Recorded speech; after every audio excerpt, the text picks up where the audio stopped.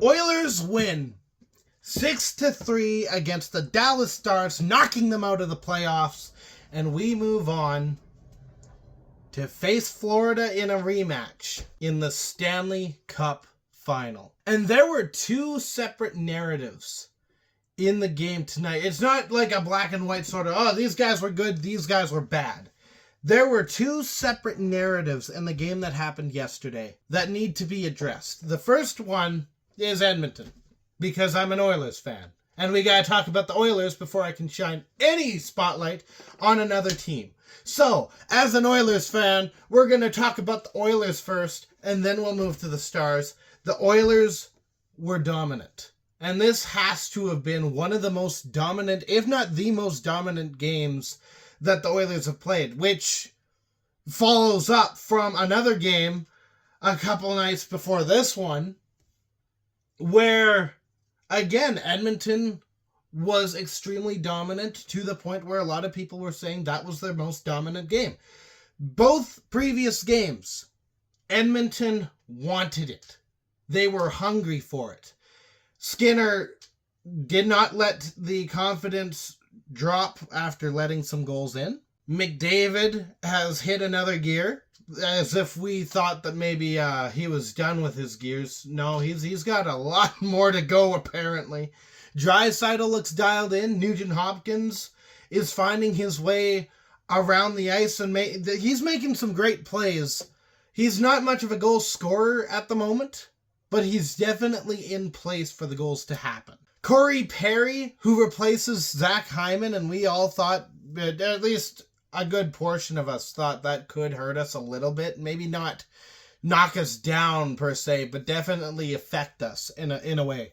Corey Perry jumps on the top line where he normally sits, Zach Hyman normally sits, and he takes over really well. Now, I have noticed that the two players, Zach Hyman, Corey Perry, they have a bit of a different style. Both of them will go to the net, which is what you want. You want someone in front of the net with a net front presence who can screen the goaltender, push guys out of the way who might make block shots, redirect the puck if need be, which Perry actually had one that happened early in the game where McDavid slides the puck off from the side of the net, passes it right in front of the crease. There's Corey Perry right there, tips it up and in. The difference between Hyman and Perry is Hyman will establish his presence. He will make it known that he wants that spot, and you're in that spot, so you better get the hell out of there. Corey Perry's a bit more of a trickster, I would say. He will sneak his way into those positions in a manner where you got to be looking for him. Our defense, we got Ekholm back. That's amazing. I'm going to be totally honest when I say this. I didn't notice him. And that's not to say that he was bad. It's more to say that the defense has looked like it is clicked to a point that no one is exponentially better than anyone else on the lineup, and no one is exponentially worse. They're clicking. It's in a unison of sorts where they all look really good. And it's pretty hard. I know Ekholm came back from injury, so he might be a bit rusty. It didn't look like it. To say that a full lineup has me wondering what line is even on the ice, because I can't tell. They're all so good. And that's not something a lot of teams can say. So you've got a full team that is pulling their weight on each and every level and facet. Each guy is doing what is needed of them. And then you also have the identity switch from this year's team into teams previous that we've seen. You've got an identity switch from, I want to say it was a technical lean on McDavid and Draisaitl sort of identity. And they've turned it into a, first off, it's a team effort, but second off, they can adapt really well to whatever situation is in front of them. I want to say Dallas reminds me of Calgary in their play style. They're a bit more control the tempo of the game. They're going to slow you down when they need to. LA matches us in the intensity and the speed and, for lack of a better term, the technicality of the game.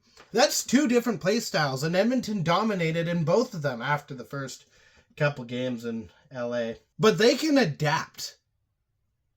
They can change the style of their game to match whatever lies in front of them. So that's going to be really interesting to see when we talk about the Oilers and the Panthers going up for a rematch. But before we get there, I want to talk a little bit about Dallas, because there was some stuff that happened both during the game and subsequently after the game that need to be talked about because it was bad. Okay. I don't think DeBoer is going to have a job come maybe even the end of next week. I think he's gone as soon as they can fire him. Because some of the comments that were stated last night by DeBoer spoke as a man who does not expect to be sticking around Dallas much longer. You don't go into the end of the game press conference in an elimination game where you lost and throw your goalie under the bus. Now, we know that DeBoer has a history of doing that. He did it with Fleury, and I don't think anyone in Vegas has forgiven him for that. But right after that happened in Vegas, DeBoer was gone. Here he is again, and he states, I'm going to paraphrase it a bit, the first and foremost reason that we make this sort of decision to pull the goaltender is to spark the team. Okay, yeah, we hear that quite often. That's a cookie-cutter answer. If you left it there, that would have been fine. He continues. But also, if you look at the history of Ottinger with the Edmonton Oilers, and you see that he's, very bad when it comes to playing the Edmonton Oilers. And then he lets in 2 goals in the first 7 minutes of the game.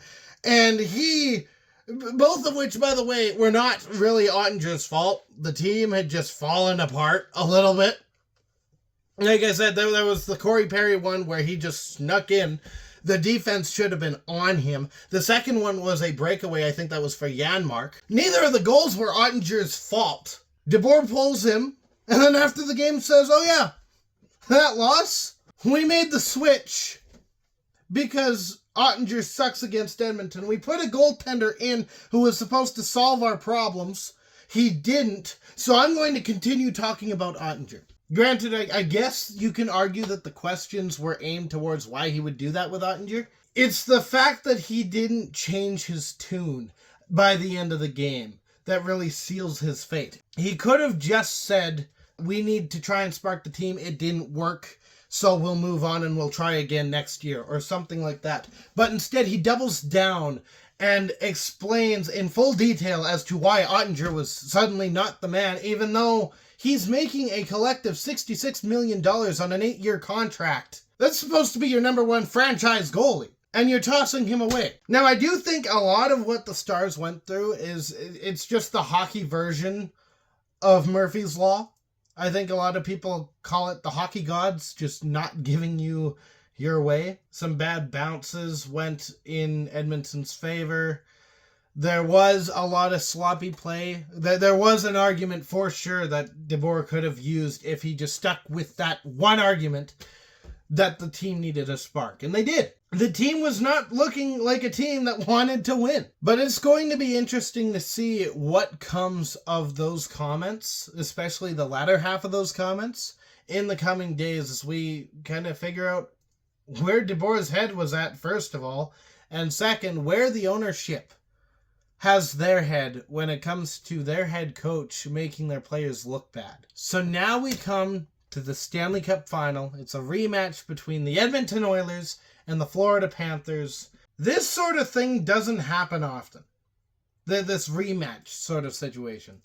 The last time it happened was in 2008 and 2009 when Detroit and Pittsburgh were going at it. Detroit won the first one. They won in 2008. In 2009, Pittsburgh won it. The last time that there was a rematch in the Stanley Cup Final where the same team won was back in the 70s. I want to say it was in 77, 78, and both times Montreal faced Boston.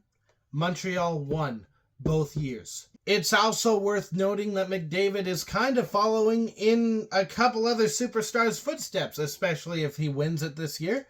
You got Crosby, who won his first Stanley Cup after losing the year prior. That was 2008-2009, in a rematch similar to this one. Before that, it was Gretzky and the Oilers. This wasn't a Stanley Cup rematch, I don't believe, but they lost to the Islanders the year prior. The next year, they end up winning the cup, and then they go on that small bit of a dynasty. And this team, now I wasn't old enough to really remember any of the other series, so I can't speak too much to it, but this team looks vastly different from what they were last year.